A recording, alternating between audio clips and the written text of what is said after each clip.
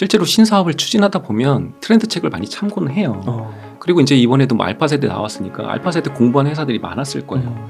근데 실제 알파 세대가 없는 거나 다름없어요. 왜냐면 이제 등장한 세대고 아마도 이제 알파 세대를 얘기하시는 분들은 그거를 얘기를 해야 이제 또 다른 시장이 열리는 것처럼 보일 수 있고 하니까 이제 그걸 던지는 거지만 저는 굉장히 위험한 그 발상이라고 생각을 합니다. 네, 저는 트렌드를 연구하고 트렌드를 가르치고 또 트렌드로 컨설팅을 하는 민병운입니다.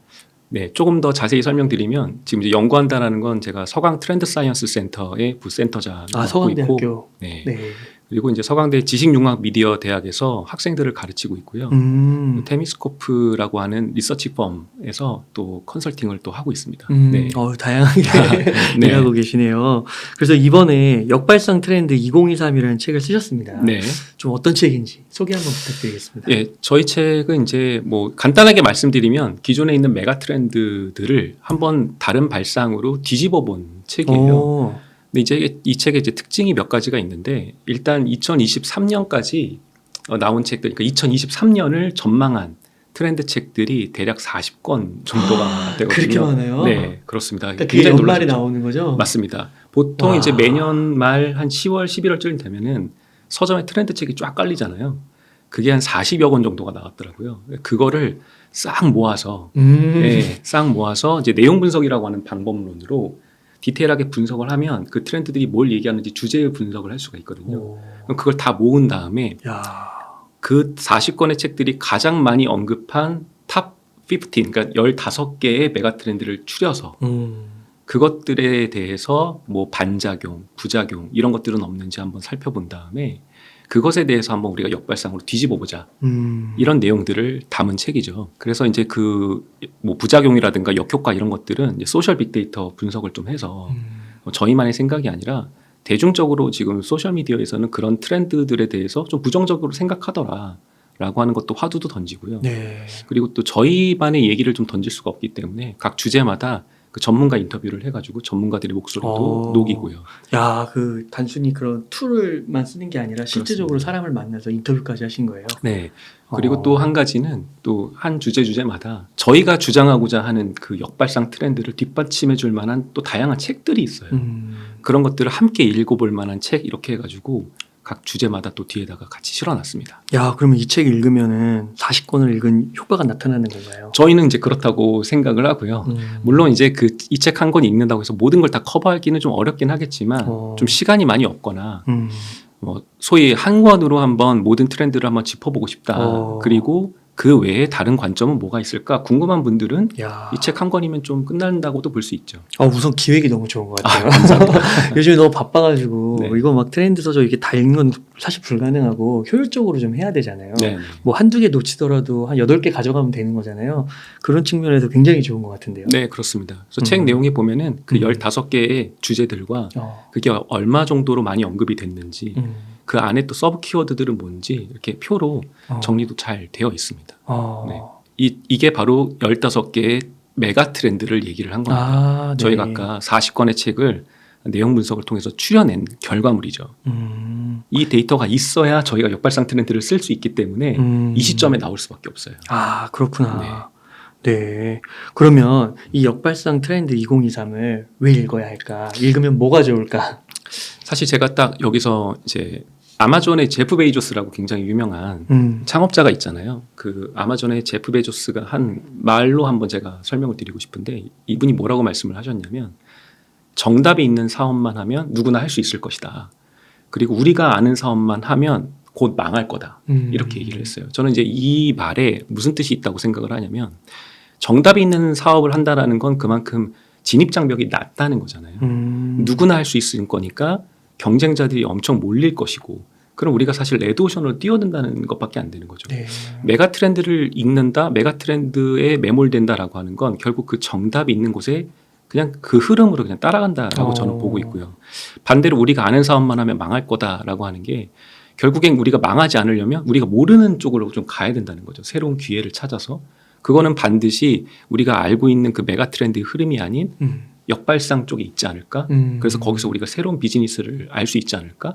새로운 비즈니스를 알면 당연히 투자에도 도움이 될 거고요. 그래서 저는 이 책을 읽어야 된다고 생각을 하고 그리고 사실 이거 조금 고차원적인 얘기일 수도 있는데 이 트렌드 책 시장에 좀 화두를 던지고 싶었어요. 네, 그러니까 문제 의식. 이 트렌드 책 시장이 좀 문제가 있다고 저는 봐요. 어떤 문제요? 일단 트렌드 책이 너무 많아요. 아, 그러게요. 네, 너무 많은데 그게 어느 정도로 많으냐면 아까 제가 40권이라고 말씀드렸잖아요. 그게 경제 경영에 해당하는 것만 40권이에요. 경제 경영에만 해당하는 게 40권이고 그 경제 경영이 아닌 교육 트렌드도 있고요.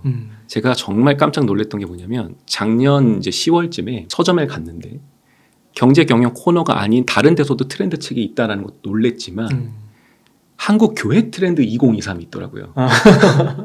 그리고 네. 목회 트렌드 2023이 있었어요.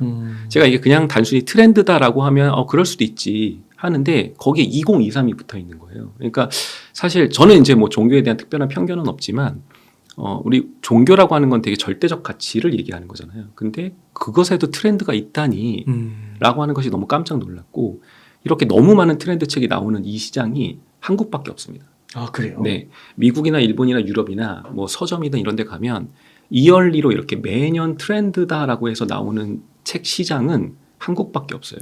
그렇구나. 한국밖에 없고 그러다 보니까 사실 트렌드 책들이 서로 신조어 경쟁을 하고 있다고 저는 생각해요. 맞죠. 그거 꼭 만들더라고요. 네, 꼭 만들고 이제 또 한편으로는 또 그거를 앞에 있는 글자들 또 이어붙여서 그 해의 띠로 이렇게 설명하기도 하고 하잖아요. 그게 어떻게 보면은 물론 논리를 보거나 내용을 보면은 이해는 가지만 한편으로는 좀 억지로 갖다 붙인 것도 있을 수 있다. 그러면 우리가 거꾸로 이게 트렌드인가라고 하는 반문이 생길 수가 있어요. 그러니까 트렌드 책이 만드는 트렌드 시장이다. 저는 이렇게 보고 있거든요. 우리가 그러니까 없는데 있다라고 믿는 거죠. 근데 이런 트렌드 시장을 따라가다 보면 사실은 없는 시장을 따라가는 거잖아요. 그럼 사실 그 없는 시장이니까 그거를 추종하는 기업도 없을 것이고 만약에 거기에다가 돈을 투자한다? 그럼 저는 굉장히 큰 손해를 볼 거라고 생각합니다. 저는 그런 트렌드 시장의 트렌드 책 시장에 대해서 조금 경종을 울리고 싶었던 부분도 있습니다. 아, 네. 그러면은 책 내용을 보니까 진짜 흥미로운 주제들이 엄청 많더라고요. 네. 그 중에서 몇 가지만 한번 소개 좀 부탁드리겠습니다. 네, 2023년을 전망한 트렌드 책들이 가장 많이 언급한 세대가 있어요. 그게 바로 알파 세대입니다. 제가 이 알파 세대를 얘기하면서 사실 좀 실소를 금할 수가 없는데 뭐냐면 지금 우리 MZ 세대 얘기 많이 하잖아요. 근데 이 MZ 세대조차도 이 MZ 세대가 도대체 뭐야? 이렇게 지금 생각하는 사람들이 굉장히 많아요. 심지어 뭐 저도 이제 학교에서 학생들을 가르치고 회사도 운영하고 있지만 실제 저희가 담당하고 있는 클라이언트 회사들을 만나보면 MZ 세대가 진짜 뭐예요? 라고 물어봐요, 저한테. 그럼 저도 거기에 마땅히 정확하게 대답하기가 어려운 거예요. 왜냐하면 이제 MZ 세대라는 것 자체도 범위도 너무 넓게 설정되어 있을 뿐더러 그 MZ 세대의 나이대에 속하는 사람조차 MZ 세대라고 보통 이야기하는 속성들이 있잖아요. 그걸 다 갖고 있지가 않아요. 그냥 제가 가볍게 그냥 얘기 하나만 해드리면 MZ 세대가 아보카도를 좋아한다는 거예요. 왜냐면 그게 식물성 기름이기 때문에 네. 건강을 추구하는 이제 MZ 세대한테는 아보카도가 되게 필수제라는 거예요. 그래서 뭐 샌드위치나 뭐 햄버거에도 아보카도가 들어가고 샐러드는 무조건 아보카도를 넣고 먹는다는데 저희 회사에도 MZ 세대 직원이 있는데 아보카도 안 먹는 사람들이 반이 넘어요. 근데 그게 그렇다라고 하니까 사람들이 그게 MZ 세대의 숙성이라고 얘기를 하는 거죠. 그리고 뭐 요즘에는 SNL에서 MZ 세대 신입사원 해가지고 이게 어떻게 보면 조롱의 대상이기도 하잖아요. 그런 식의 약간 웃긴 패러디의 대상이 되고 있는데 MZ 세대에 대한 정의도 끝나지 않은 상태에서 알파 세대가 나온다. 그래서 저는 좀 실소를 금할 수가 없고 우리나라에 대해서 이제 독특한 데이터가 있는데 이제 구글 트렌드거든요. 이거 쉽게 그냥 검색하면 나오는 건데 구글 트렌드에다가 제너레이션 MZ라고 검색을 하면 관심도가 표현이 돼요. 근데 우리나라가 100이에요. 이게 이제 월드와이드 기준이기 때문에 100이 가장 높은 거거든요. 한국이 100인데 미국에서는 3밖에 안 돼요. 그리고 관심도가 1 이상이 되는 나라가 8개밖에 없어요. 그게 무슨 뜻이냐면 8개에 대한 관심도가 1밖에 안 되는 8개 나라와 3 정도 되는 미국과 우리나라만이 제너레이션 MZ에 관심이 있다는 거고 그 중에서도 우리나라만 100의 지수만큼 MZ에 대해서 얘기를 많이 하고 있다는 거예요. 그러니까 이 세대라는 것 자체가 우리나라만 얘기하는 거예요. 근데 이거를 누가 만든 거냐? 누가 만들었겠네. 누가 만들었죠. 우리는 그거를 믿고 있는 거예요. 그래서 저는 이거에 대해서 굉장히 좀 잘못된 접근 방식이다라고 생각을 하고 그래서 오히려 아까 제가 아보카도 말씀을 드렸지만 이게 세대를 좀 이해하기 위한 기준이 되어야 하는데 이게 오해의 수단이 되고 있다. 그러네요. 네, 그러니까 이해의 수단이 아니라 오해의 수단이 되고 있어서 우리가 그냥 뭐 신입사원을 뽑는다. 근데 90년대생이래요. MZ네. 그러면 너 아마 뭐 애플워치 차고 있을 거고 집에 가면 맨날 넷플릭스만 볼 거고 뭐 지하철에서 맨날 소셜미디어나 게임 하겠지. 그렇게 얘기를 하는 거예요. 물론 그런 특성을 가진 사람들도 있지만 아닌 사람들도 되게 많은데 본인은 정작 그 얘기를 듣는 그 신입사원은 자기는 그런 사람이 아니었던 거예요. 근데 직장 상사가 너 MZ니까 그렇잖아 라고 얘기하니까 나 그렇게 해야 되나? 라고 하는 착각이 들 정도라는 거예요. 그래서 이게 일각에서는 세대 가스라이팅을 당하고 있다라고 하는 얘기도 하는 거죠. 그래서 이게 우리가 이제 트렌드 책을 보면서 다음에 이제 이번 시대 2023년을 주도할 세대가 알파 세대라고 얘기를 한다면 다 그런 사람이어야 하는가? 그 알파 세대에 속하는 지금 약 한 2000년대생들 같은 경우는 그런 속성을 마치 가져야 될 것처럼 생각할 거 아니에요. 저희가 이걸 소셜 빅데이터 분석을 해보니까 MZ세대에 대해서 부정 반응을 갖고 있는 사람들이 35% 정도나 되고 알파 세대에도 44%나 부정 반응을 갖고 있다는 거죠. 그러니까 이게 사람들이 2023년 알파 세대가 트렌드래요 라고 얘기를 하지만 그 부분에 대해서도 굉장히 부정적으로 생각하고 있다. 그래서 저는 이 세대 자체가 굉장히 만들어진 트렌드라고 생각을 하고 이 워싱턴 포스트 기사인데요. 여기 이런 기사가 났어요. 이게 작년 말 기사거든요. 작년 말에 Generation Labels mean nothing. 아무것도 이거는 아니다. 그래서 It's time to retire them. 우리 이거에 대해서 벗어나야 될 때다라고 얘기를 하는 거예요. 근데 하지만 이 기사가 한국에 소개되지가 않았어요. 왜냐하면 메가 트렌드라고 다들 그렇게 얘기를 하니까 우리가 세대론에서 이제 벗어나야 되라고 하는 이 워싱턴 포스트의 중요한 기사조차 언급을 못하는 분위기예요. 실제로 사실은 MZ라고 우리가 또는 알파라고 세대를 정의를 해야 사실 마치 거기가 시장에 있는 것처럼 느껴지고 그리고 이제 투자 관점에서도 알파 세대라고 뭔가 있고 그 10대를 향해서 막 비즈니스를 하는 회사들이 뭔가 붐업이 될 것 같은 느낌은 좀 있어요. 근데 만약에 거기다 투자를 한다? 전 되게 위험하다고 생각해요. 왜냐하면 그 알파 세대가 누구들이냐면 지금 초등학교 저학년 애들이에요. 물론 그 초등학교 저학년 애들을 위해서 부모들이 돈을 쓰겠지만 그 친구들이 의사결정을 하는 건 아니잖아요. 그럼 과연 그 친구들이 지불 용의가 있느냐, 지불할 수 있는 금전적인 여유가 있느냐 이렇게 생각을 하면 그렇지 않아요. 그래서 그런 부분에서 저는 이 알파 세대가 굉장히 위험하다라고 생각을 하고 반대로 그래서 저는 그러니까 세대가 아니라 시대를 보자. 2023년은 그러면 어떤 사람들이 주도해가는 시대냐. 즉 세대를 불문하고 어떤 사람들, 어떤 속성을 가진 사람들이 2023년을 이끌어갈 것이냐. 저는 그게 바로 열정 경제, 그러니까 열정 시대라고 저는 보고 있거든요. 이게 저희가 사실 네이밍한 게 아니에요. 이게 이제 WGSN이라고 하는 글로벌 컨설팅 회사가 있는데 거기서 분석하기를 2023년은 이제 어떤 사람들이 좀 주도해 갈 것이냐라고 한다면 저도 오늘 여기 올 때 마스크를 벗고 왔거든요. 길거리에 이제 마스크를 벗는 사람들이 많이 생겼어요. 그동안 3년 동안 이제 마스크를 계속 쓰고 있다가 그런 거에 이제 억눌려 있던 사람들이 마스크를 이제 벗어 던지고 뭔가 이제 나의 것, 내가 그동안 못했던 것들을 찾아나가는 나의 정체성을 좀 찾아나가려고 열정적으로 뛰어드는 그런 시대가 되고 있다라고 보거든요. 지금 이 데이터를 보시면은 이게 취미 클래스 시장의 성장이에요. 이게 바로 이제 뭐 클래스 101이라든가 타링 같은 온라인 클래스 플랫폼에 이제 얼마나 돈을 많이 썼느냐 결제 건수를 본 거거든요. 만약에 알파 세대라고 해서 저 10대의 그래프만 우리가 봤다면 마치 10대만 저게 뜬 것처럼 우리가 주목할 거 아니에요. 근데 이 데이터를 보면은 40대하고 50대도 100% 이상 증가했어요. 결제 건수가. 그러니까 온라인 클래스라고 하면 보통 우리가 이해하기로는 뭐 10대나 20대들 온라인 플랫폼을 주로 쓰는 사람들만 돈을 쓸 거라고 생각하지만 네. 40대, 50대들도 이 시장에 지금 활발하게 돈을 지불하고 있다는 뜻이죠. 그러니까 이런 사람들이 활발하게 지금 등장하고 있는 시대. 소셜미디어도 되게 특이한데 우리가 보통 책들, 저도 이번에 뭐 종이책을 냈지만 종이책을 보통 10대는 안 볼 거라고 생각하잖아요. 그렇지 않아요. 아, 그래요? 네, 미국에서는 지금 10대들이 종이책을 읽는 게 핫 이슈예요.